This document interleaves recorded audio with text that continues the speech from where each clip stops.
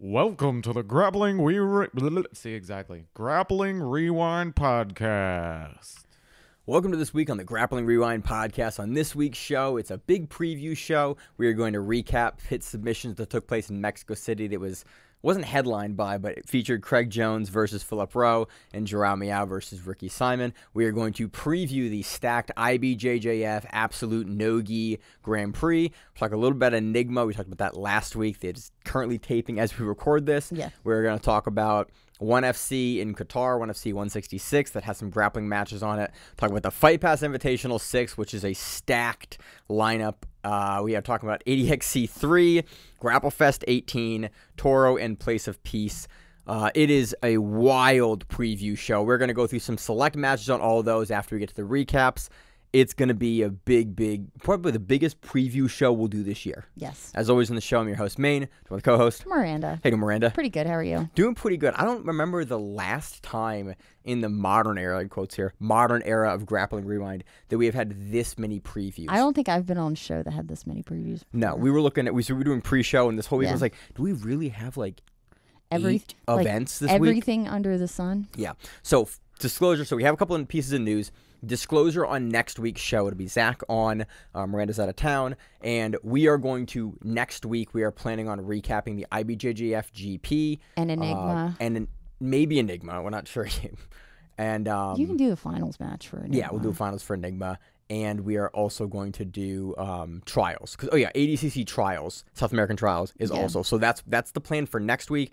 If one of these events that we're not going to be able to cover, you want to hear us cover, let us know, and we'll see if we can squeeze it in. Yeah. We may do some select matches, but we're actually going to bump the Fight Pass Invitational to the following week. And Grapple Fest. So they're going to get bumped because we just have so much going on. We want to give all those events the time to review them. And so it'll be a big couple of weeks, but that's the plan moving forward. So let's get into it. Biggest news this week is we have two big invites for ADCC at the 77 kilogram division. We have two-time ADCC champion in 2017 and 2019. Yep. We have JT Torres getting that invite slot. Yep. I think in surprise to no one. No, not at all. Didn't have the best performance at last ADCC. He didn't place last ADCC, but you were returning two-time champion. If you want to do ADCC again, ADCC is going to go, yeah, you earned your slot. You won. Usually, when champions want to come back, ADCC makes that happen. And I appreciate it. You earned your slot. You went through the role to get into the organization in the first place. You earned it. You won it. If you want to come back, they'll give you the opportunity. So I appreciate that. Yeah, I do too. I don't think we have anything more to say. We love seeing JT. Yeah. I'm very curious how, with Fion and the other folks that are in that camp now, how it's going to change and what he looks like in 2024. Yeah. Other big announcement just got announced today. For once, we're getting the news not after we record. Nicky Ryan got invited.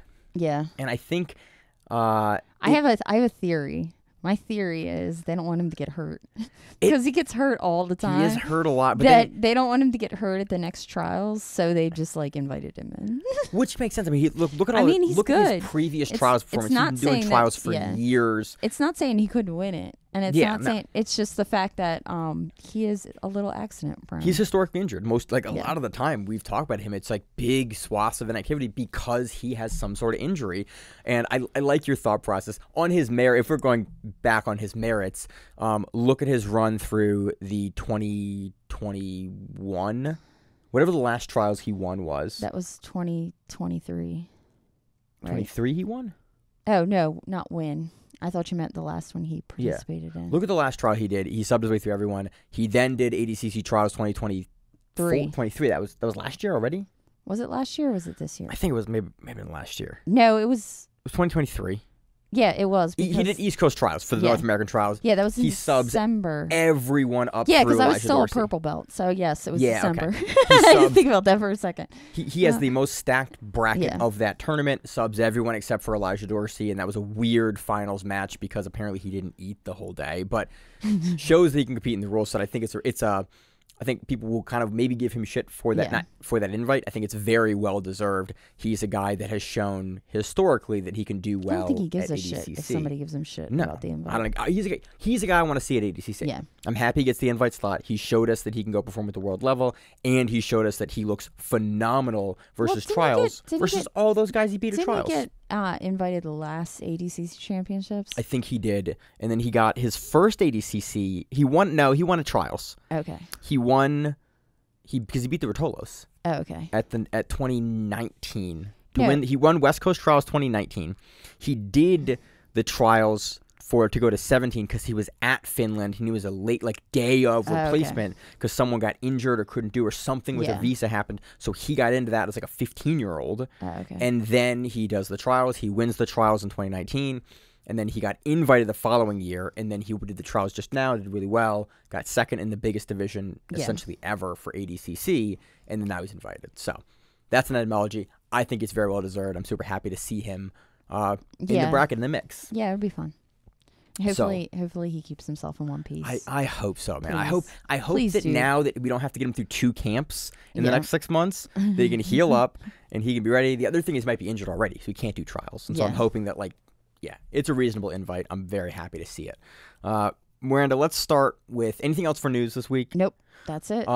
Jacob Couch is out of Enigma. Enigma is happening right now as we record this, so we do not have results for it. We do not. Yeah. It's a $10,000 middleweight Grand Prix. Yeah, we talked about it and previewed it last week, but Jacob Couch is out of that now, and so it shakes out the bracket a bit. Yeah. Let's move on to the recap. Let's talk about Craig Jones versus Phillip Rowe in the Karate Combat Mexico City pit. I like Karate Combat. I've watched a bit of it. Yeah. And it's just fun. The format is really fun. Yeah, I'm happy that they're bringing more grappling in. This was a 12-minute match that went 1 minute and 9 or 10 seconds. Yeah, it didn't last very long. Craig Jones walked Phillip Rowe into the slanted wall and then jumped a flying triangle, reminiscent of pretty much every Craig Jones purple belt and brown belt highlight.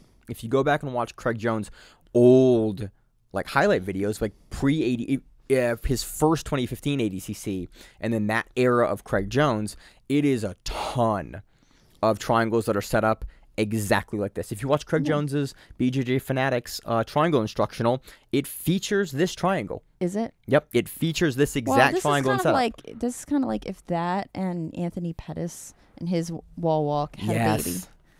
A little bit, If they had a baby, that's what this would be. Because he kind of walks off the wall, kind of like Pettis did. He kind of just, and then he just jumps up. And he triangles Phillip. I wish there was more. It's pretty wild. I wish there was more to kind of break down, but it is a minute and 10 second match. What I think is most hilarious is if you watch the facial expressions of everybody sitting on the wall, no one's surprised. Everyone goes. Everybody's like, yeah, okay. And Craig Jones, I do love that. The lead up for this event, I think, is more funny than the actual. Not funny. This is not funny. Craig Jones is very good at triangles.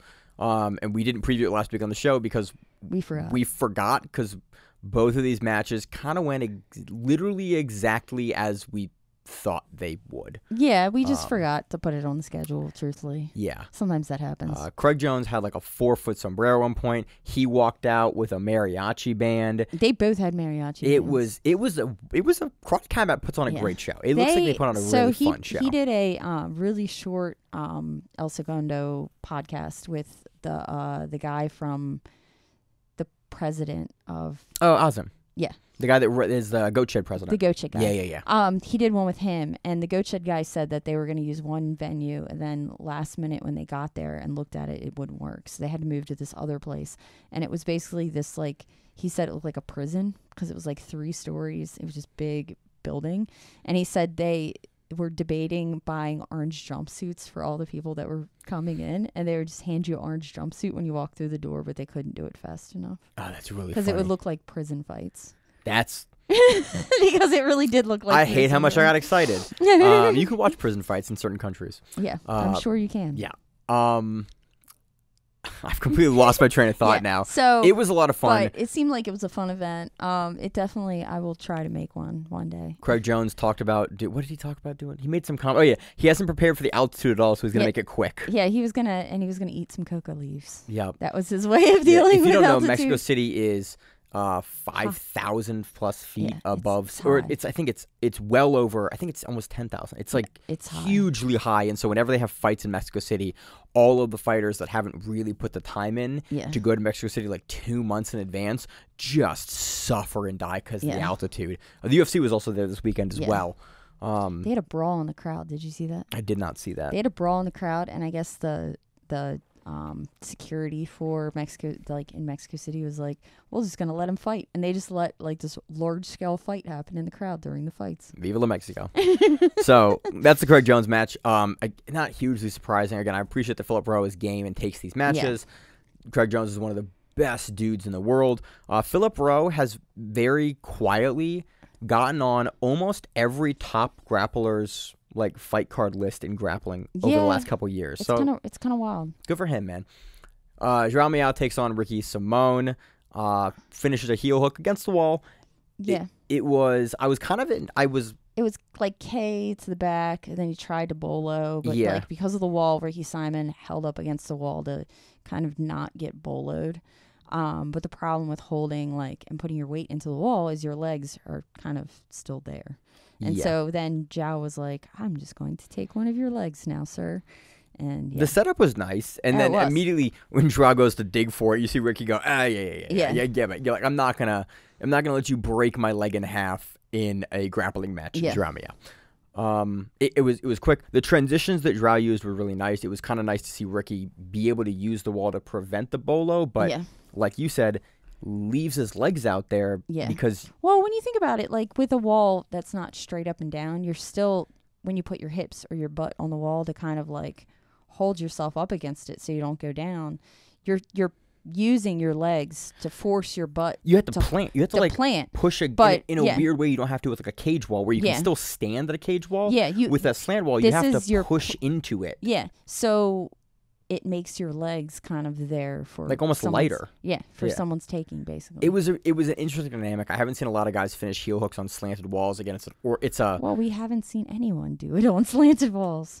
You know, in prison fights. Yeah, but it's just not something. Heel hooks. It's not a venue we see very frequently. So it's neat to see. Okay, let's throw that wall at a 45. Yeah, it kind of changes the dynamic pretty significantly. Both these matches end up with subs off the wall. Yeah, which I thought was neat. Again, I like what Pit Submission is doing. Yeah. Very interested, and hopefully the business model works out with them throwing a couple of these matches on the cards. It's a lot of fun. And if you want to see these matches, if you go to Karate Combat's YouTube page and you go to the Karate Combat card, that was the Mexico City card, it's like within it. So somebody in the comments tells you the timestamps. There's timestamps, and you just hit the timestamps on the. It's like the first or second comment. Yeah. It's not pinned, but it's if you look right now or the next week or so, it'll probably be one of the top comments, and it's nice. You can see the matches. They are both under 2 minutes. Yeah. So that is it. Oh yeah, we have one more. I keep messing this up. Arena 15 took place. I think what arena did we commentate? We used to commentate for Arena back in the day. I did. That was before my time. Arena has a very interesting rule set. This is Keith Krikorian versus Kevin Dantzler. Yes. And Arena's rule set is they have multiple rounds, and if there is a submission, the round ends, you win the round, and then it goes to the next round. So you have to go. It's this endurance format that they use. Keith wins by sub in 2 of the 3 rounds. Yes. And you had a seminar with Keith Krikorian like right before this happened. Like 3 hours before. Yeah. Maybe a little bit more than that. And then the card happens, and they move on. But I mean, Keith looked amazing. Keith looked good. Keith always looks good. Dantzler had a very good guard, but it looked like Keith, when he got to round 2, kind of figured out how to pass it very quickly, and it was kind of over. The first round was it looked like a feeling out round of like Krikorian kind of figuring, okay, where do I want to be in this space? And like, I have 3 rounds. And the weird thing with Arena is you're going to have 3 rounds regardless. Yeah. So tactically, if you think you're the better guy, like Krikorian probably does. It's kind of like Muay Thai rules, you know, the old Muay Thai rules where they're like the first Muay Thai round is basically for betting and feeling guys out. And then the second round is you go hard the second and the third round. Yeah. The 4th round and then the 5th round is like a wash round. Yeah. And that's how an actual like Muay Thai. if you go to Thailand with Lumpini and they do it, like that is how that's structured, where it's like those first rounds are like everyone's getting their money in. That's kind of what it felt like of Krikorian and Dantzler, kind of like doing the feel out. Yeah. Krikorian doing more of the feeling out in that first round. And then in the second round, the two of them kept on hitting the wall, and then they both would like look at each other and kind of agree to not play off the wall and go back to the center, which was kind of funny. I always love in those moments where it's like the athletes can choose to do or to not do it, and they both kind of go like it's very famously in MMA. A lot of guys will like have a gentleman's agreement to not foot stomp. Yeah. And so it's like, and the rationale is like, it doesn't really affect the fight because you have so much adrenaline. Yeah. It just breaks your foot. Yeah. Like it just breaks the bones on the top of the foot and it sucks tomorrow and it doesn't affect the fight. And so guys have this gentleman's agreement. So you saw that here with the cage. It was like, want to move? Yeah, we'll move. Yeah, we'll move. But yeah, Krikorian got an armbar and really nice armbar off the top, right from mount, like a modified mounted armbar. He rolls off the top of it. Dantzler kind of goes to scoop out, but Krikorian is too quick on the pull as he bellies down, face down, and gets it. That's the second round. And then in the third round, Dantzler is holding a modified De La Riva. Keith kind of scoops under it and kind of looks, and Dantzler doesn't use his other foot to fence and push off Krikorian. Krikorian just sits back into the guard, into the inside heel hook, and kind of finishes it very quickly. Yeah. I think the second round is a minute or so. And the third round is a minute as well. Oh, no, the second round is like 3 minutes. The last round's like a minute. So once Krikorian kind of understood what he needed to do, he definitely picked it up. I also wonder, like, if he also kind of wanted to take his time because he is competing again currently, like as we film right now. Enigma's going on and he is one of the main events. He's the main event for that. Then next week he's on Grapple Fest. Then the following week and then 2 weeks later he's on not Grapple with the other European one, Polaris. Yeah. And then West Coast Trials is in like a week after that. Yeah. So we talked about Krikorian being active. Yeah. Dude is hella active. Dude is moving. Yeah. So good for him. Again, Krikorian looked good. It makes sense for him to kind of feel it out, played it tactically right. And that is the main event of Arena 15. Krikorian takes that.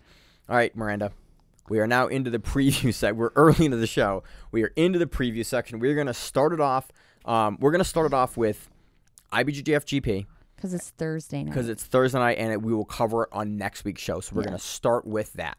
We have a main event GP, and for once, we have a bracket ahead of time. And it's Nogi. And it's Nogi for IBJJF, which has a little bit better of a rule set than the last IBJJF GP we ran. I hope the lighting and the camera work is better than the last one, because it was pretty bad last time. I hope it's produced a little better.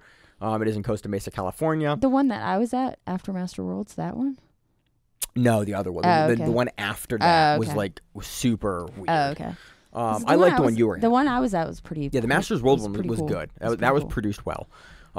First match in this bracket on the left hand side of the bracket, we have Kaynan Duarte versus Haisam Rida. Then we have on the bottom of that bracket Dante Leon versus Elder Cruz. Other side of that bracket, we have Giancarlo versus Patrick Gaudio. And then in the bottom quarter of the bracket, we have Roosevelt Souza versus Pedro Rocha.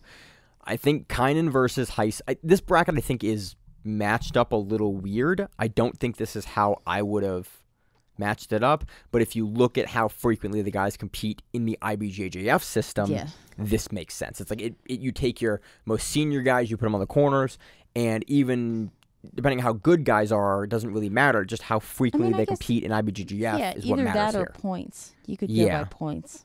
Maybe. That's how it looks like it's been seeded. Some of these matchups I think are a little odd in the first round, but there's nothing bad here. Unfortunately for Haisam, I do think Kaynan is able to take out Haisam. Yeah. I think he, in the rule set especially, Haisam, again, has one of some of the best flash submissions in the sport, but I think Duarte is going to go into that knowing what he needs to do versus Haisam and be able to control him and slow him down. I'm curious if Haisam will be able to get a takedown off here on Duarte. You never know. And then Haisam stays on top, or Haisam's able to scramble to the back or to the legs. Like, again, Duarte has avenues in which you can beat him. It's just not consistent in the way you can beat him. Kaynan could pull too. I mean, who really? Yeah. I mean, it's not. And I think that Duarte probably has a better guard than Haisam's passing. Yeah. Haisam can always jump over the guard. And Haisam has a level of dynamism that always makes it kind of hard to pick his matches because he can also be very hot or very cold. Yeah. We've seen Haisam where he's like on fire, and we've seen him have matches where, like notably the Fight Pass Invitational, matches he had where it was like he doesn't seem to get going, and then he never gets going. Yeah. And we have matches, again, like his Elder Cruz match on Who's Number One, where he comes out of the gate fire and chokes Elder Cruz, or the Cyborg match at ADCC. Like, you very much get two Haisam Ridas, and it's less of a technical approach and more of a how does Haisam feel and look on the day. Yeah. And versus Duarte, I kind of think Duarte will go in with a game plan that Haisam will struggle with in being able to control him. Well, and it's also IBJJF, so you can point fight. And we know Kaynan can point fight and knows how to do it. So if he has to, I could see him relying on that, and it's just being a point match. Yeah, that's kind of how I think points him, and it's he'll play it. I could see Duarte getting to the back here. Yeah. I think Haisam could potentially pull it into the feet, which would be interesting. I don't know. Haisam at brown belt had some problems with footlock defense, but he's been at B team a while. It looks like that's wildly improved. Duarte, kind of the same thing, has always historically been a little susceptible to the heel hooks. But he's getting better. But he's gotten a lot better over the last couple of years, and it wasn't a problem last ADCC. I'm going to go Duarte here. I'm going to go Duarte for the whole thing. Yeah, me too. But we'll get into that in a bit. But the first matchup is interesting because it will really depend on what Haisam we see. He could very much play spoiler to this, and with every IBJJF GP, there's always every GP in general, there's always a spoiler match, and you kind of always never know which one it's going to be. Next match, anything else on that? Nope. Next match, we have Dante Leon versus Elder Cruz. These guys haven't met each other? They have not. Okay. I looked. I like Dante Leon. I really do. But I know Elder Cruz has some amazing coaching. And I think Elder Cruz also does IBJJF. They both do. Yeah. But I think Dante has world titles in IBJJF and Nogi. Lucas Leche, like in Elder Cruz's corner, knows how to manipulate and knows how to, like, he had Elder beat Jimenez because he didn't let Jimenez scramble. Yeah. Like, he knows he knows how to coach his athlete. Yeah, he knows how to coach his athlete, and he knows how to fight against certain people. And I think Dante competes enough that it's not like you don't know how he moves. Like, you could watch all of his film, you could see how he moves. It's not that he's somebody that might come out with something new. He's been doing this. Even he definitely plays a relatively predictable game in the spaces that he wants to play. I mean, especially when he goes up in weight. Yeah, and when he goes up in weight, he plays guard. Like, that's his game. He plays a guard game. And I think Elder could smash pass, and Lucas could. It's Lucas, right? Lucas Leche? Oh, yeah, that's his coach. Okay. And I think he could come up with a good game plan. So I could see Elder beating him, just gaming him. I think it'd be a game plan. Like, we see Elder. Like, go back and look at Elder's run for all the trials he's been in. Like, or even the Opens. I've watched his matches at the Absolutes for the Opens, too, for ADCC. Going against Wardzinski. He beat Wardzinski. Yeah. But he beats people by small margins, but in the last 30 seconds of a match, he's going to explode. Yeah. He's going to have size here versus Dante, which historically hasn't been a problem for Dante. We've seen him go up to super heavy before. No, he also, like, bench press, like, his, what was he curling with, like, 120s or 120 yeah, or something stupid. He was bench pressing like 120 a hand or some. Yeah. Dante's put some weight. Yeah. Put some weight up. I just think that Elder Cruz's game with how he's going to approach Dante's guard. Yeah. It's the Pedro Mourinho style. Yeah. Where it's like, I'm going to sit in that middle distance and make it really hard for you to really play your guard. Yeah. Really get anything going. And I think that the wrestle-ups that Leon has, Elder Cruz is quick enough and strong enough to be able to stop. Yeah. And I think that it's a stylistically a really tough matchup versus a guy like Dante. Yeah. Because Dante's going to be on a bit of the smaller side in this bracket, being an absolute bracket. Yeah. And so that's why I do think Elder Cruz moves through that. Unfortunately, I think, again, we are going to miss out on wrong side of the bracket. I was thinking Giancarlo versus Kaynan that we didn't see at the Polaris GP. No, we could still get that. Yeah. That's still entirely possible. So I think Elder moves on. Again, I love to see Dante move on. Yeah. I love watching that dude compete. But it's just stylistically, I think, a nightmare matchup for how Elder is probably going to play that. So moving. And that puts Elder versus Kaynan, which Kainan's already beat him. Yeah. Kaynan beat him in IBJJF. He's already beat him. In the GI, I think. No, twice. And ADCC he beat him. And ADCC, yeah. We've seen it. Kaynan has a game that works well against Elder. Yeah. Elder tends to be a little almost too patient. Yeah. and Kainan is willing to kind of off time and off pace in a way that Elder, when push comes to shove at the end, in the last minute, the Elder wants to work, Kainan will hold him down and not let him work. I also remembered a random fact. Okay. So USADA's testing pans this year. Oh, they I saw announced that. they're I saw it. And Dodelin got really happy. He was like, who's going to drop out? Yeah. Okay, anyway. I think Pan just got a lot easier. Yeah. I just realized, I think it's funny that when USADA, like, did they announce it? They must have announced it. I don't know. It hit the internet and everybody was like, Everyone was like, let's look who drops. Again, if you want to do it or you don't want to do it, compete in rule sets that allow you or don't allow you, that's the game. Other side of the bracket. They're not testing this bracket. No, I hope not. I hope not testing this bracket. I hope not. Everybody might get. This is ADCC year. We're coming up. We have Giancarlo Bodoni versus Patrick Gaudio. I think Giancarlo has been a little inconsistent. He has. When he is on, he's a monster. And I think he'll be able to implement his game versus Patrick Gaudio. I think he'll be able to take down Patrick Gaudio and then control and then move through the guard. I think he should be able to impose his game here. Yeah. That being said, we have seen, especially the guys like Pedro Mourinho, out-wrestle Giancarlo and then not let Giancarlo get going. Yeah. That was a while ago at Who's Number One. Giancarlo looked good at Aiga, but the level of competition was different at Aiga than it will be versus Patrick Gaudio. Yeah. I'm going Giancarlo here, but again, that could be a spoiler upset match. Patrick Gaudio is a frequent IBJJF competitor, and Giancarlo throughout his career, up into black belt, was a frequent IBJJF competitor too, more so on the Nogi ADCC side now. Yeah, but when he was under Lucas Lepre, he still he was primarily an IBJJF guy until making the transition over to Danaher. Like that was he was the IBJJF guy, then going over to the Nogi side. Now he's really established himself as one of the best in the world. Nogi, I think he implements and gets past Patrick Gaudio. But I could see this getting a little tight in certain places depending on how Gaudio wants to play this and if he can kind of control the wrestling phase and throw Bodoni off. That has been a consistent strategy to beating him. Yeah, I agree. For both the IBJJF GP when he went against Fabricio Andre and in Who's Number One. Yeah. If Giancarlo does get past, potentially we could see Giancarlo and Kainan, which is a match we didn't see at the Polaris GP that I'd be really interested in.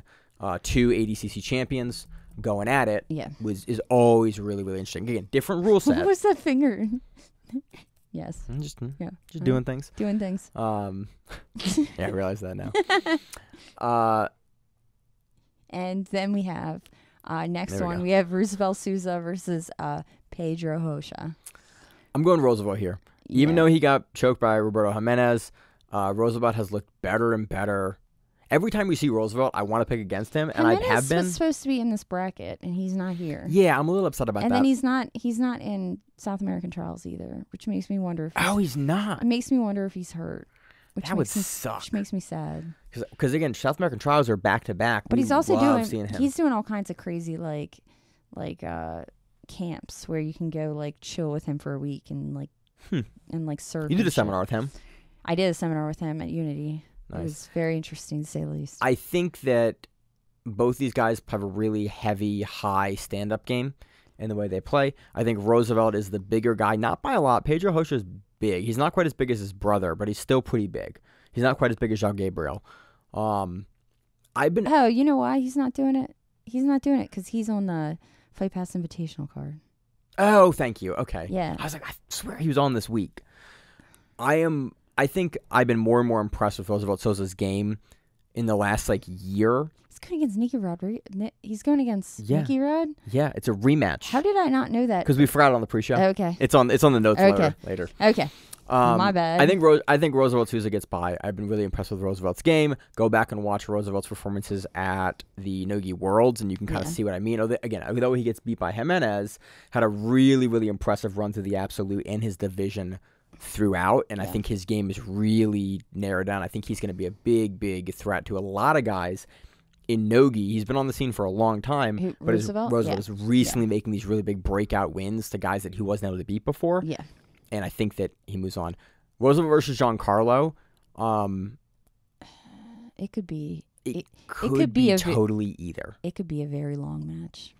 That is the vibe that I get. I get it's going to be a very slow-moving match. Both of these guys, I think if it's Giancarlo versus Roosevelt, are not really willing to use pace as a weapon most of the time. Yeah, sometimes Giancarlo will, but sometimes Roosevelt will. Yeah. But we've seen him occasionally do it, where it's like he'll have a Jonathan Gracie match where it was like historically been a little slower. But suddenly the thing hits you with pace. If you know then you're about to go against Kaynan, like you're gonna do a slower pace match. Yeah, and that tactically, I don't want to be exhausted. Yeah, and then have to go against that monster. Yeah. I kind of want to pick Roosevelt here, honestly. I want to pick Roosevelt, and then you mean versus Giancarlo? Yeah. I want to go Roosevelt over Giancarlo just because I feel like Roosevelt has had a lot of better forward movement in his career lately. Giancarlo has been... He's gotten big. Giancarlo has not performed the greatest all the time. I'd say that way. He's been a bit inconsistent. Inconsistent. Recently, whereas Roosevelt has been pretty consistent he's getting as of late. Better with time. Not like he's going up in competition and he's doing what he needs to do to actually win the matches. And I just see Roosevelt taking it over. I think Giancarlo should win this, but I think Roosevelt will play spoiler to that and move through. And we're, again, not going to see Giancarlo versus Kaynan. Yeah. So on the finals match, I think we're picking either Roosevelt Souza or Giancarlo to move on versus Kaynan. I kind of think Kaynan beats either one. I think Kaynan could really beat this entire bracket. Yeah. Like, but then that's unfortunately, if it was Kaynan, you can match us up anyway. If it was Kaynan versus the world, I think he would beat them all. Yeah. Go back and watch him at Polaris. Like, Kaynan is, when he is in rare form, and he has been as of recently... Duarte's the guy to take it, I think. I can't wait to see him back in ADCC. Speaking of ADCC, so that's a bracket. Anything else on that? Nope. I wish I had kind of more technical analysis on Duarte, but I think that he can just maintain the dominance in position and size to be... he is going to be ridiculously strong. And he has really basic, and not saying this in a bad way, basic jiu-jitsu. Like, his jiu-jitsu is very... Yeah. Like not Hodger Gracie-esque, but in the same way where it's not super complicated. No. He just controls you and pressures you in the perfect spaces to keep you flat, keep you down, pass you, scores points. And he doesn't, he's not doing anything flashy, but at the same time, he's getting done. Unstoppable. He's getting done what needs to be done. Go back and watch him versus Craig Jones in the ADCC finals. Unstoppable. The one, I think it was Worlds, where he mounted everybody and cross-collar choked them. Hodger. He did that to everybody. Yeah. No, freaking... Duarte did it too? Yeah. That's crazy. Like, and it was whatever he was working with in Atos for his camp, and he freaking was mounting people and cross-collar choking them. And at that level, to be able to do that, go ahead. Was it a cross-collar or was it a bow and arrow? No, he was like cross-collaring people from mount. I was like, that is some basic day one. That's what I teach the white belts. But it works. Hey, if you get really good at the basics, you can beat anybody. But yeah, that's Thursday, February 29th. It's out of Costa Mesa, California, so it'll be in the hangar probably. Yeah, probably. Yeah. We have some super fights on it as well. Interestingly enough, so we have Kade Ruotolo on this card in the gi versus Nathan Chung. I am super interested in why he is on this card because he got announced late. Both him and his brother have no 1FC matches announced. Ty was previously going to face, Ty's brother, Ty Ruotolo, was going to face Isaac Michel. Yeah. On 1FC 166, which was coming up this week. That match is no longer happening. And we can't find the match. And it could be still happening at a later date or whatever. Yeah. But historically, 1FC has locked the athletes in the contract where if you are competing for 1FC, you are typically not grappling other places. He was supposed to be on the 166 card, which is the one coming up. Yeah. And he's not there. Now, not all the athletes are locked in. Like Tommy Langecker frequently goes in and out. Competes against Kade, goes on but a lot of the guys that are champions are locked in. And it is odd that Kade and Ty now, we don't have them lined up for 1FC matches. Yeah. I think Kade beats Nathan Chung. Kade has looked, we've talked about his game recently on 1FC, has looked phenomenal. Go back and watch his match with Tommy Langecker, the last one we saw on 1FC. Yeah. Again, this is in the gi. We haven't seen Cade in the gi since brown belt. How he's making his IBJJF black belt debut. Yeah. Okay. We saw him versus his brother at brown belt, where Ty beat him. Yeah. And that's the last time we've seen him in the gi in competition. Yeah. So that was what, almost 3 years ago? Yeah, it was a while ago. It was a while ago. It was a while. So very interesting. I don't know how much we haven't seen those guys training in the gi a whole lot in all their footage. Yeah, but we don't see all their footage from wherever they live now. Because don't they live between here and Costa Rica? Costa Rica now? Yeah, I think they live in Costa Rica. Oh, okay. Yeah. It'll be very interesting to see Kade Ruotolo put the gi back on. Nathan Chung is primarily a gi player, but again, Kade Ruotolo was also in the finals of Brown Belt World's Adult. Yeah. Dude knows how to wear a gi. He's been wearing a gi since he was a 3-year-old. Yeah. Taking a couple years off, probably he's a little rusty, but he's still at that level. Yeah. I'm curious if this will spark a return to the gi for the Ruotolos, which would be welcome. Tainan Dalpra versus Mauricio Oliveira. This is Tainan back in the gi. Unless you are Jansen Gomez, and even then, I think that rematch, Tainan takes that. Yeah. I'm picking no one against Tainan Dalpra. Is it gi? Do we know it's gi? I assume the super fights are usually gi. Oh, okay. Are they not? No, it's gi. There's Okay. a picture of him in the gi. Yeah. No, it's just weird because I would have thought that Tainan wouldn't put his gi back on, but I guess he still does. Yeah. I was just paying you. Yeah. Any Murasaki versus Mathias Luna is on this card. Murasaki looked very good up until he ran into Mika Galvao recently in the gi. I think Murasaki looks very good. Luna can definitely spoil that. Yeah. Isn't he on Brazilian trials? Didn't we see him? Maybe. Okay. I don't know. Yeah. We saw Luna down there, but I didn't know. It could just be another Mathias Luna because, That's a frequent, there's a couple names that I was like, oh, and then it was, not Also, we have Jamil Hill-Taylor, former 2018 world champion, versus Zach Kaina.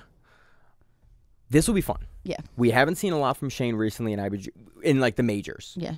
He's been back. He's been there. Jamil. Yeah, Jamil Hill-Taylor. Oh, okay. Yes. Did they not use his first name? They use a bunch of different names. Okay. I just always say his full name because that's the only way I can get it straight. Okay. I've done seminars with him. Yeah. This will be fun. Zach Kaina is a guy that we saw in Aiga. Yeah. He was on Team Odolfo. He is a guy that a lot of He's people... an AOJ guy. Yeah. A lot of people that know a lot about athletes and prospects are really going, yeah, this guy's going to be really, really good. So I'm curious to see him against Shane.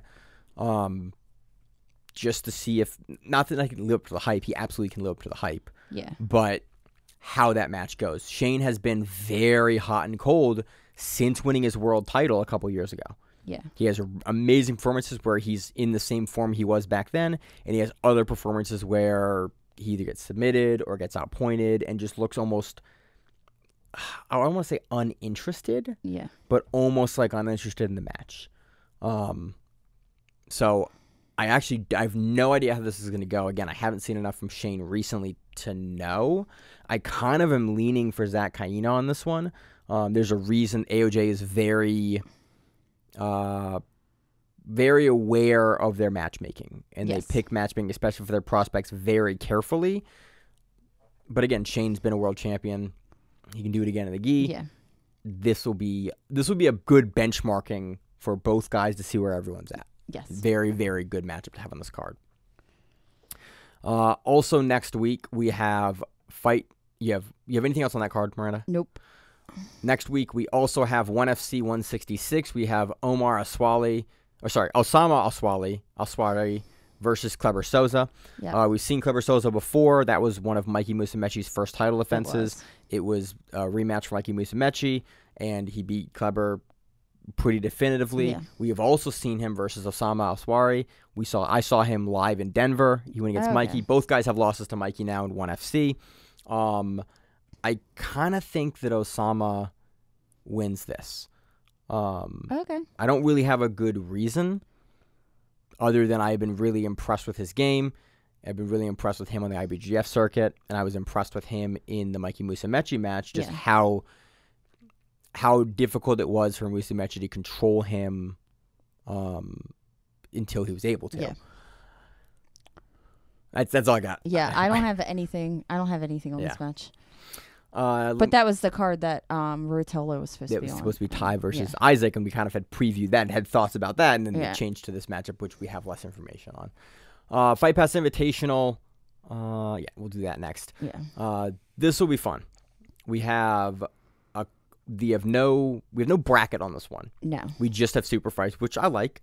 Absolute. We have Nicholas Margali versus Mathias Diniz in Nogi. Yes. Former ADCC World Champion Mathias Diniz, 2019. Yeah. Versus Nicholas Margali. Margali, I kind of want to go Margali here. Yeah, it's Margali. It's kind of Margali. It's Margali, unfortunately, because I like Diniz.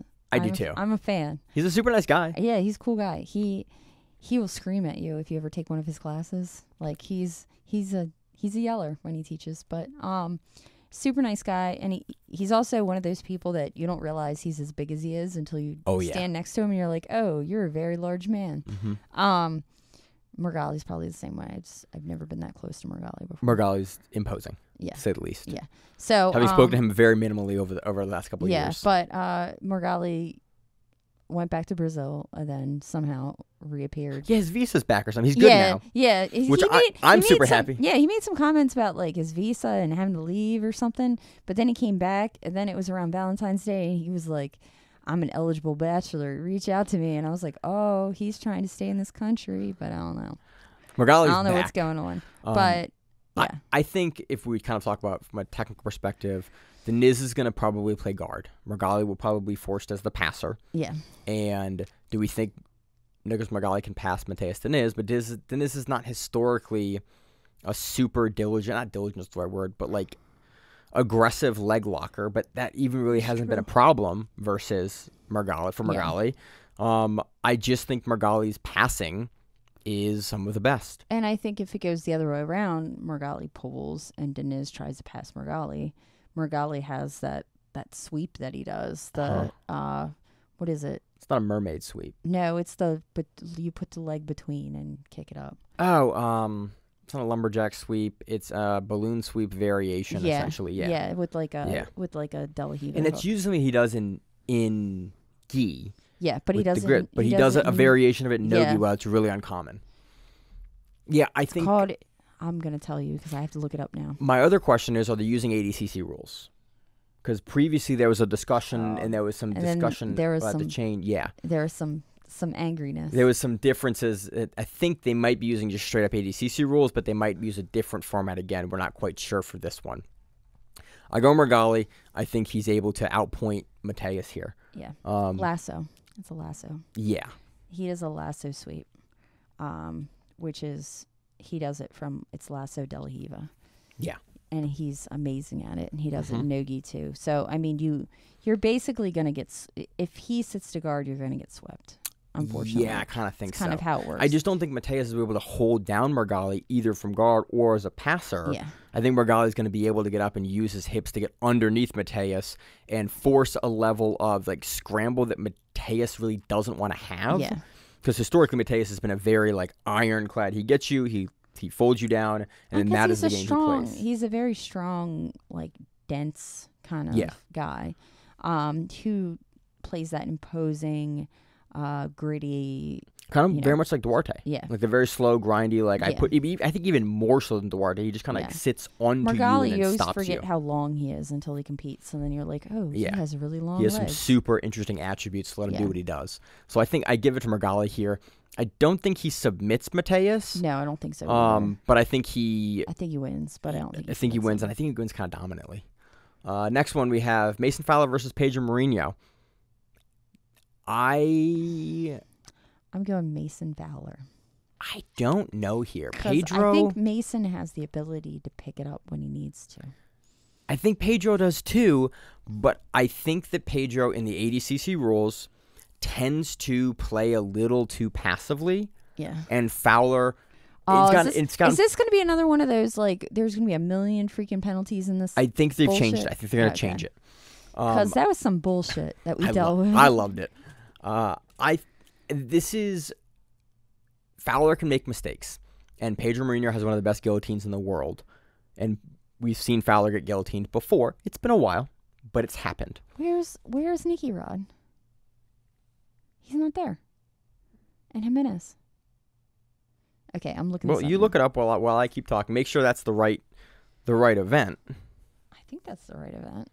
Unless we just previewed the wrong event. No, I copied it. Okay. But the dynamics of this one are interesting. I think for a big portion of this, it will be a takedown battle. I could see Mason Fowler pulling here, and then we see Pedro Moreno sit in that distance that he played versus Giancarlo.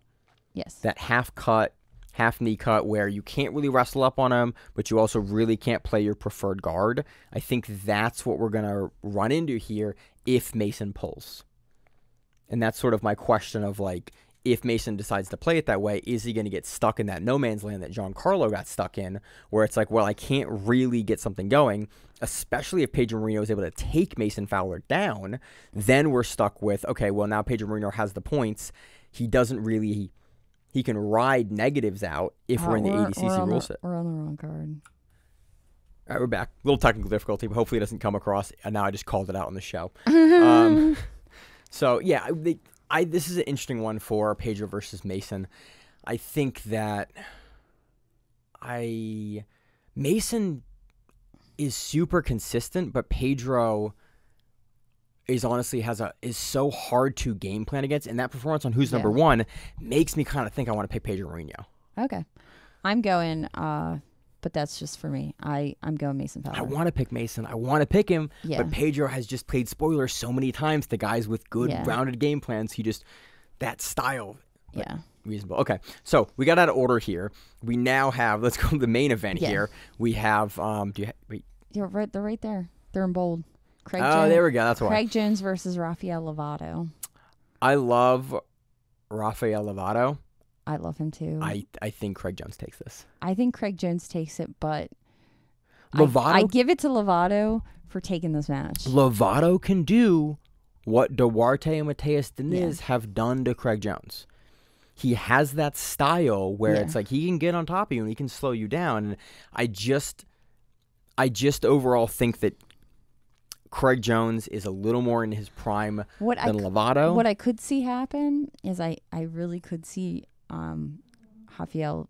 Is it Rafael? It's not. I always want to put a little spice on his name. It's not. It's Rafael. Rafael. I could see Rafael putting a pace on him and Craig Jones not being that as conditioned as he notoriously, needs to be. Craig Jones doesn't do a lot of conditioning and talks about how bad his cardio is. Talks about how bad his cardio is. That's the only little. I mean, this could be another middle of the night Miranda screaming at the TV because Rafael wins. I think that it could be. Rafael will but not I don't think it'll happen. Put up a consistent enough pace to have that happen. He looked good in his last match. Yeah. But I just overall think that Craig Jones will probably put fast offense up because Craig Jones knows that he doesn't have a lot of gas. but Craig has also figured that out about his game. Yeah. I think in recent years, he said it as a joke, and then I think he realized that it is a reality of I actually don't have a lot of gas, and these long matches are not good for me. Yeah. I kind of need to come out really aggressively and quick. Yeah. And in the last really year and a half, we've seen Craig make that change. And look at him in Quintet. He kind of made that change where it was I'm going to come out really fast, really quick, put guys out of there. I think that is kind of contrary to what Lovato wants, which is a slower, longer pace match. So stylistically, I think that Craig Jones looks to get Lovato out quick. I kind of think he goes into the legs, and I kind of think he looks for the heel hooks. Yeah. If Fight Pass allows them, I think they do in this event for two grappling guys. Yeah. Unfortunately, I love Lovato. Somebody's got one. I love both these guys. Yeah. I just think that Craig Jones is going to take that strategy, which works against what Lovato wants to do pace-wise. That makes sense. But, Are you picking Lovato? I'll pick Lovato just because. All right. I'm picking just because I Lovato by decision or Lovato by what? Lovato by points? By points. Okay. Think he passes? I think Craig Jones gets 1 million penalties.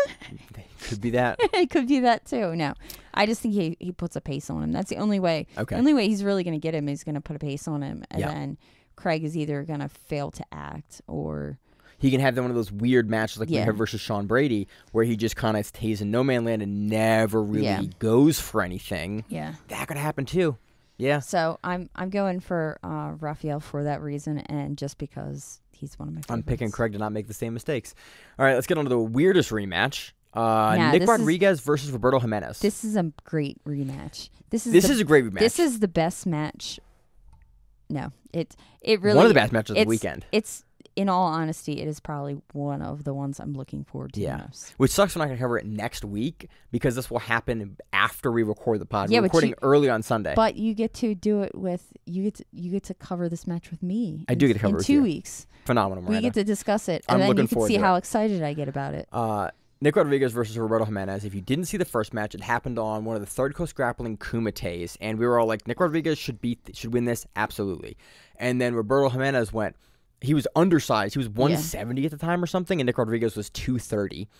And it doesn't say if they have. Roberto Jimenez beat Nick Rodriguez on points. Yeah. And he held him in his guard, and then he played a great guard game and prevented Rodriguez from passing. It was a masterful game planning performance from Jimenez that I was really impressed with at the time. Like, okay, can he continue to replicate this? And he has. If we get crazy Jimenez, like the crazy one that looks like he's going to. You call him Feral Jimenez. Yeah, if we like the guy that shows up at trials. Guy. If we get Feral Jimenez, he's taking Nicky.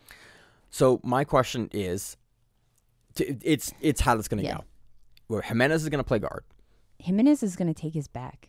Can Jimenez take his back? Now, Jimenez is 20 to 30 pounds bigger than he was in their first match that he won. Rodriguez is also 3 years a better passer. Yeah. I think... But Jimenez can transport to your back. Yes. Out of nowhere. This is going to be the wildest match because this will be two guys with body locks playing the game of who's the better body lock user. Oh, yeah, because Jimenez does the jerk up body lock. That one. So I kind of think this match that Jimenez might get Nicky Rod's back. In this match. I think Jimenez wins. But I think this mat is going to be way too small for the two of them. I think they are going to go off the mat a few times. Now, the question is, we saw Nick Rodriguez versus Victor Hugo on Fight Pass Invitational. Wait, yes. Who's number one on Fight Pass Invitational? I don't know, because I get these two things confused all the time. No, we saw Nicky Rod on this. It was because it was that really weird card where everybody kept on getting penalties over and over and over again. And Gordon... No, we just talked about it. We just talked about it like 2 weeks ago, I thought. Let me look. Let me research. Okay, anyway. So we... What are you looking at? I'm looking up... I thought we still had it up. Oh. Because oh my God, I kind of think Roberto Jimenez might take this. I think so. I kind of think that style of like Nicky Rod is gonna give him the body lock. Can Nicky Rod hold him down? But we've seen Roberto Jimenez in the absolute at Nogi Worlds not matter versus bigger guys. Yeah, because he doesn't give it, and he doesn't give a shit. Right. He doesn't. But is Nick Rodriguez going to change his approach for this match, and will he be able to get Jimenez's back? And I think he's going to think that he can hold him down and that he can control him, and they don't realize that if you have Feral Jimenez, dude's not going to. You can't hold him down. It's almost impossible. It's just going to keep on going and keep on going. Who's number one? Yeah, it was who's number one. He went against Penna, yeah. Nick Rodriguez did. Yeah, Nick did. It was like literally like 2 weeks ago. I can It literally. was 225. Oh, that was Penna. That's not Victor Hugo. Oh, Victor Hugo. Yeah. I don't remember when that was. It was like 2 weeks ago. We literally talked about it. Well, it's not on Flow, so it's Fight Pass Invitational. Because who's number one is on Flow results. Fight Pass Invitational is not. So I would say that they went against each other. It was literally 2 weeks ago. Who's number 122? Oh, okay.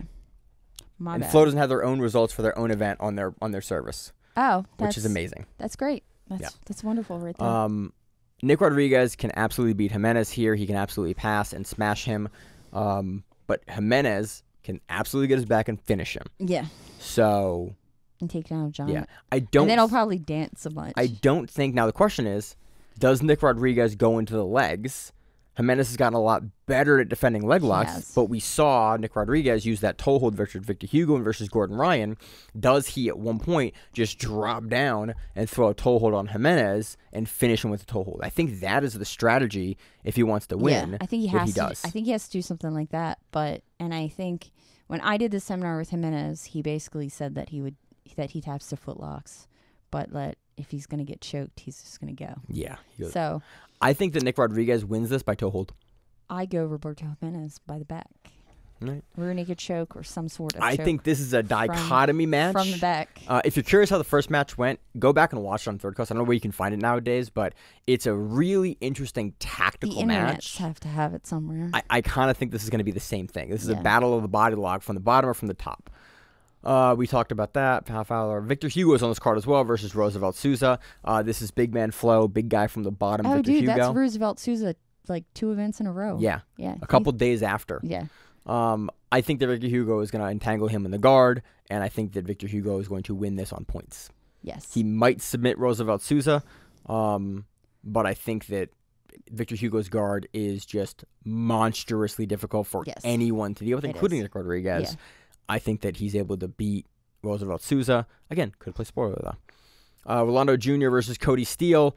Ronaldo Jr. Cody Steele is super active and dynamic, but he tends to, when he gets into really heavy point-scoring guys that are at this level, it tends to slow down a little bit. Yeah. I think Ronaldo is savvy enough to what Steele is going to bring to the table that he is going to be able to stifle those pieces, those highlight reel sections of Steele's game. He's also Atos in his corner, isn't he? Yep. Some of the best game planners in the world. Cody Steele is now training with in Vegas. Oh, yeah, he's in Vegas with, now. I think Canuto. Like, that's because he's checkmate. With Raquel and he's Renato? checkmate. So my assumption would be that would be where you would go, right? Probably, yeah. That's, I mean, I don't know that for sure. I'm just making an assumption. Yeah. But I think Ronaldo will be able to game plan for what Steele is going to bring to the table. Yeah. And stifle him and score points. But Steele is way more familiar in ADCC rules. But I think Cody Steele also splits his time with MMA. And that's why he moved to Vegas. Yeah. He's also going to have the altitude advantage. He's now been in Vegas for a little bit. Yeah. Ronaldo's coming in, but I unfortunately want to go Ronaldo here. I'm a huge fan of Cody Steele. Would love to see him do it, but I just think it's, again, when you start splitting your time, it becomes tougher. Yes. We have Jay Rodriguez versus Mateo Cardona. I'm going Jay Rodriguez here. Yes. I think that he will put a pace on it, and then good luck putting away Jay Rodriguez if you are not Miki Galvao. And even if you get an armbar, he just somehow he's just going to get out. Yeah. We also have Ben Eddy versus Shane Shapiro, Raquel Canuto versus Carolina Rosa, and Gigi Canuto versus Denise Gomez. You want to talk more about any of those? Gigi Canuto. No. Ben Eddy's going to look for a Hindilotine. That is, and Raquel Canuto. Again, I haven't seen her in a bit. She recently retired from MMA, I think. She's coming back into grappling. She's kind of split between the two. I always love watching Raquel compete. We have anything else on Fight Pass Invitational? I don't believe so. Right.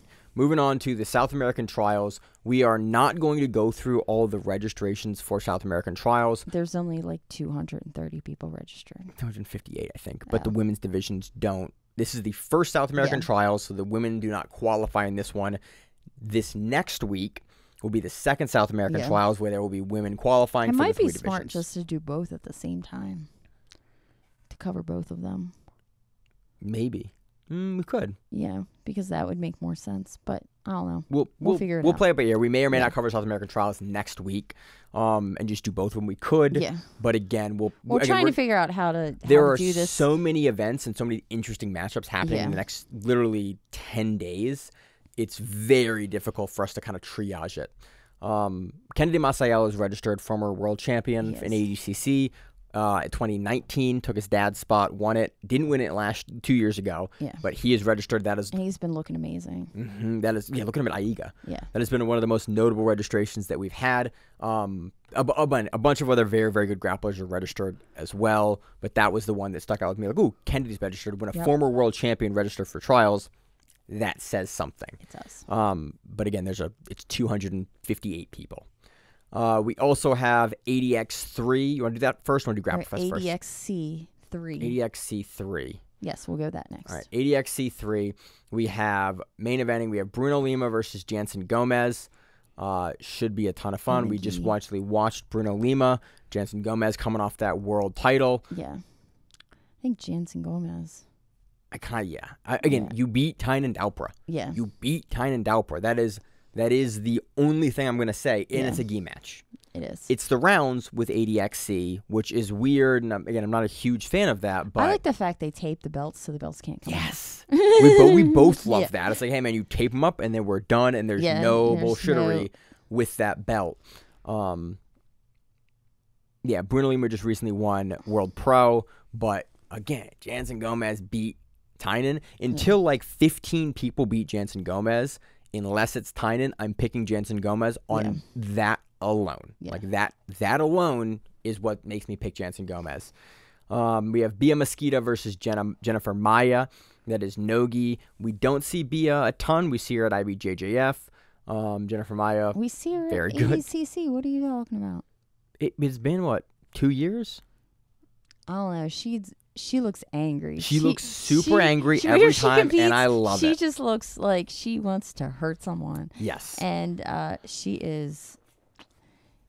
Bia Mesquita is going to do what Bia Mesquita wants to do versus Jennifer Maya. She's a force to be reckoned with. Jennifer Maya is splitting her time with MMA. She's in the UFC. Very good fighter in the UFC. Oh, she was the one that recently went against... Yes. Who'd she go against? I'm not going to be able to pull it out. I need Simon for that. No. Not Mackenzie Dern. In jiu-jitsu. In jiu-jitsu, she went against somebody recently. I'm going to blank on it. Yeah, anyway, just keep on talking. Bia Mesquita is one of the best women pound for pound to ever do it. Yeah. I'm going to go Bia Mesquita here. Yes. I think is she also making a transition over to MMA? A lot of the women at the 35 to 25 bracket right now recently have made the switch. Like Toledo is now in the UFC. A lot of them are going over into MMA in a way that I don't remember this kind of wave of the top female talent ever doing. Yeah. And so I forget if Bia is one of those. I think she is. So that would be curious. This would be an interesting matchup. Bia coming up, and then Jennifer Maya, a very established MMA fighter for many, many years at this point. I thought she had won against somebody. She does a bunch of matches, but she didn't go against. I thought she did like a main event at some sort of event, but I'm getting people confused at this point. But anyway, I think Bia Mesquita wins this Nogi. Yes, I think so too. Every day of the week. We have Felipe Andrew versus Haran Gracie in the gi. Felipe Andrew, man, ever since he won that one bracket in Italy, right? Was it Italy that he won that? He won against he almost won. He didn't win it. He almost won against Kaynan. Wasn't it Felipe Andrew and Kaynan Duarte? And we were like, oh shit, it might actually. I remember Felipe coming on the scene at Euros 2020 because he triangled Keenan, and then a couple months later he triangled Hulk in the exact same triangle. I think it was at Third Coast Grappling. And then go back and watch his matches with Adam Wardzinski. Again, I'm less familiar with Rayon. I'm going to go Felipe Andrew here. Just because, again, unless you're Adam Wardzinski, who's kind of finally got his number, Felipe Andrew's winning most everything he enters. We also have Roberto Cyborg Abreu versus Henrique Sassone Cardosa in Nogi. I'm getting all kinds of people confused. It's been a big week. Yeah, no, I'm going Cyborg. I think I get Felipe Andrew and somebody else confused. You do. And I don't really know why. And it's like the most ridiculous two people ever. But anyway. It happens when you track 350 people across essentially two different sports nowadays. Yeah. And then MMA. Yeah. I'm going Cyborg here versus Sassone. Sassone's looked really good. Nah, I go Sassone. Really? Yes. All right. Any reason or no? Have you seen Cyborg do anything recently? Yeah, ADXC. Besides get ADXC. armbarred? That's what he did. I didn't see that much. He looked pretty good last time. I saw him get armbarred, so at Worlds 2 years ago. We have on the main card Gutenberg Pereira versus Pedro Lucas in the gi. Gutenberg, he's at AOJ now and looking in even better form than we have seen him ever. I'm going to go Gutenberg Pereira. We have Jonatas Gracie versus Levi Jones-Leary. We haven't seen Levi Jones-Leary in a minute here. He went back to Australia. He did. Yeah. He's under that Lachlan program now. Yeah. I'm really curious how Levi Jones-Leary looks. He is going to pull. He is going to double pull until it works for him. He has lived by the sword, died by the sword on the double pull. But we've also seen Jonatas actually pick up the pace. Absolutely. And this is also really a Nogi well. match. Yeah, and do really well.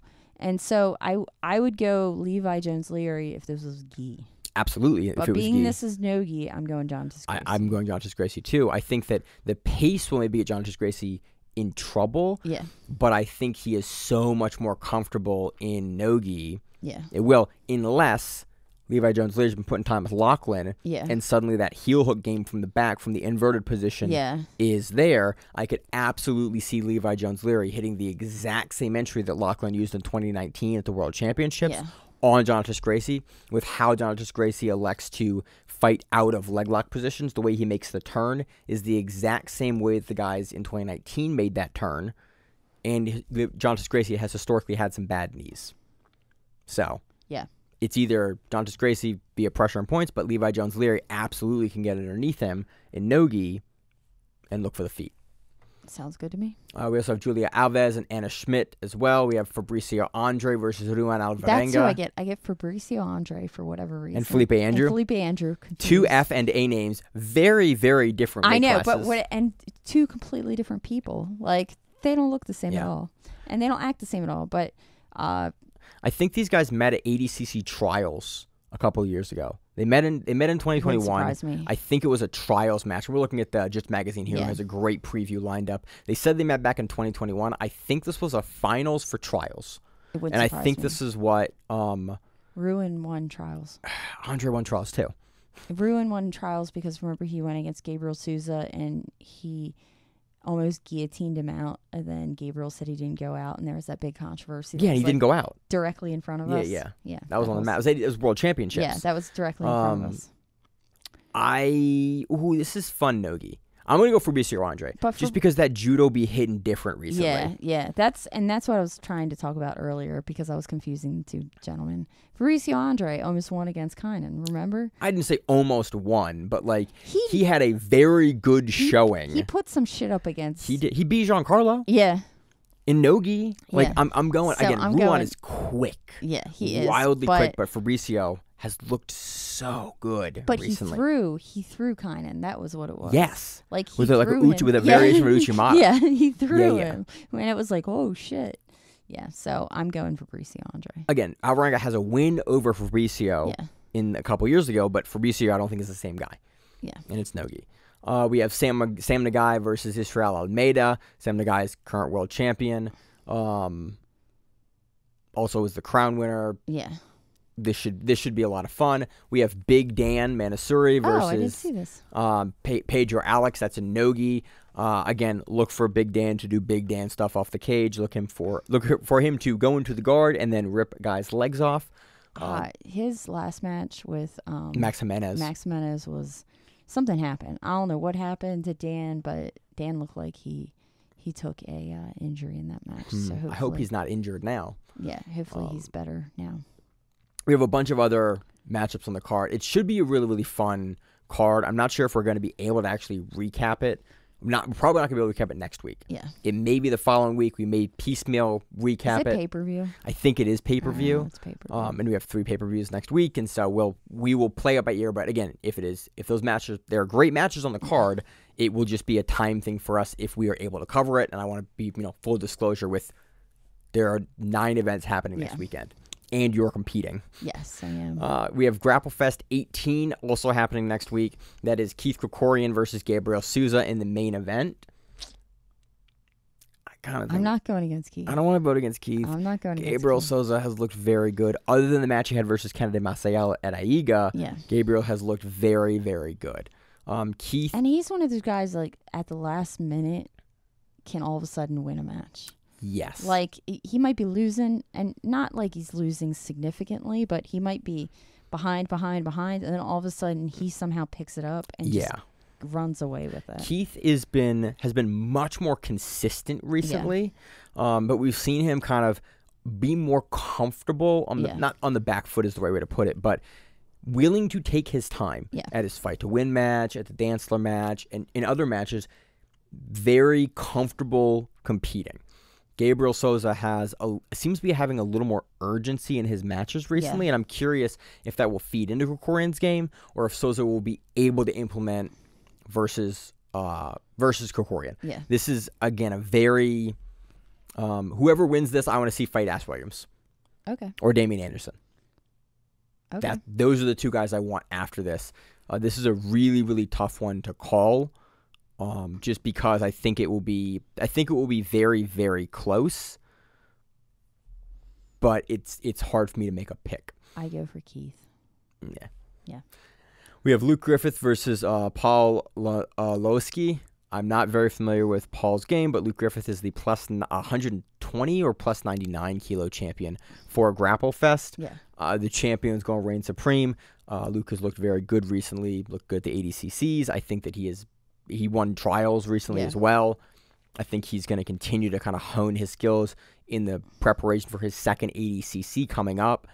We also have Adele Florentino versus Fiona Martel. Again, Adele, another ADCC veteran and trials winner. I think Adele is going to, again, continue to look very, very good in the lead up to the second trials. We think Fiona Martel is actually from our area. Yeah, from PA. Yeah, we think she's from the PA, Maryland area because we were looking her up. She's moved since then, but originally. But I think she was originally like Harrisburg BJJ and Judo in Pennsylvania. I think that's where she... which is like, what, an hour and a half from us? Something like that? I've been there a bunch of times. Yeah. Good people.